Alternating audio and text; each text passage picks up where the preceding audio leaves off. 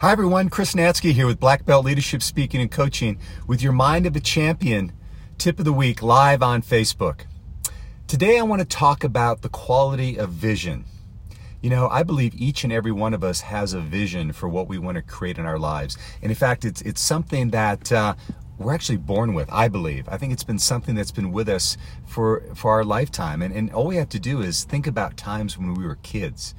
And think about all those things that you wanted to do when you were a kid. I mean, for me, I wanted to be an astronaut, a cartoonist, a superhero. In fact, I was Batman when I was 5, but that's another story. But the fact of the matter is we're all born with this vision inside of ourselves. But if that's the case, and that vision was put there for a reason, because it was in order for us to contribute at a really wonderful level while we're here on this earth.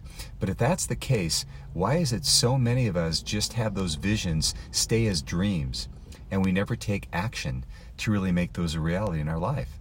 And I really think it comes down to one thing. It comes down to fear. It comes down to fear of taking risks, fear of making mistakes, fear of failing, or maybe even fear of success. In fact, for me, when I was young, the one thing that I was always clear about what I wanted to be, probably within months of me beginning my martial art journey, was I wanted to be a professional martial arts instructor. And it took me 22 years to get to that point, to open up a school. But I have to tell you, there were many times along that path, in fact, once I had made that decision, where it almost didn't come a reality. In fact, one of them came within weeks of me signing a lease on a building to rent, and I was ready to walk away from it all. It was because this fear that was inside of me. However, I think that all of us, even though we have that, when we can really live the best lives we were designed to live, is when we're able to get through that. Then what we do is we learn how we can continue to apply that to our lives and have success in other areas. And what I was able to do is I was able to overcome that. And from that, I have basically 5 keys that I've learned to take those fears and transform them into fruition that I've used in my own life and I've used with my coaching clients, as well as when I'm out speaking. I want to share those with you today. So the first one is to get really clear about your vision. Allow yourself to dream and then get super clear. If you couldn't fail, what would it look like in terms of the career or the life that you would be creating? If you knew you couldn't fail, what would you do? And take away all those parameters, you get a crystal clear feeling and idea of what that is. Number 2 is understand your why. Now, what do I mean by that? I mean, many of us, Simon Sinek, who's one of my favorite authors, says that many of us are very clear. Hi, Marty, thanks for joining me. Many of us are very clear about what we do. And we're also very clear about how we do it, but we're not clear about why. And the best companies and the people who are at the highest range of really making a difference are really clear about their why. So what's your why? Why is it important for you to show up in the way that you do, to do the work that you do? And it not only inspires yourself and others, but it's also there when things get tough. Because when you are really clear on your why, you're going to be able to move through obstacles much, much better than if you didn't have that clarity. Next is, what's the impact if this doesn't happen in my life? Now, I don't like to focus on the negative, but Tony Robbins says that we're basically inspired or motivated by 2 things, pain or pleasure.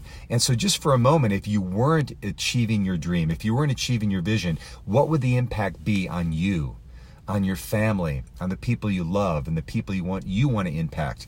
What would the impact be? And getting real with that is sometimes a great tool to help you gain some clarity. Number 4 is probably one of the most important things that I've found. And I think, I'm going to generalize here, but I think us guys, we have a little more trouble than this, maybe you ladies out there. But number 4 is know when and who to ask for help. When you are on your journey, you're going to come across difficulty and you're going to come across challenge. But what I found is there are people that have come out and done that before. And if we're just able to reach out to them, my experience is they're more than happy to help us out. And what I want to share with everyone, what I found is that asking for help is not a sign of weakness. It's actually a sign of strength. So when you're on this journey, attempting to move into your vision and you're going to come across obstacles, there's going to be a time for you to ask for help. Make sure you do that. And finally, the last point is ask yourself these 3 simple questions. If I were to reach my vision, who would I have to be? Who would you have to start being now? Would it mean being someone that was more confident, courageous, trusting, loving, proactive? How would you have to start being? Then, what's at least one small thing that you'd have to start doing? What would you have to be? Then what would you have to do? And the idea here is it doesn't have to be always massive action. It can be small action taken consistently over time to net incredible results. And then finally is then what would you have? If you were focused on what you were being, what you were doing, what would you have? And get clear about that image and start coming from that place. Because one of my teachers once told me is, life doesn't happen to you, Chris, it happens through you. So who are you being? What are you doing? And what are you allowing to come through? So we're coming up here at the end of the year.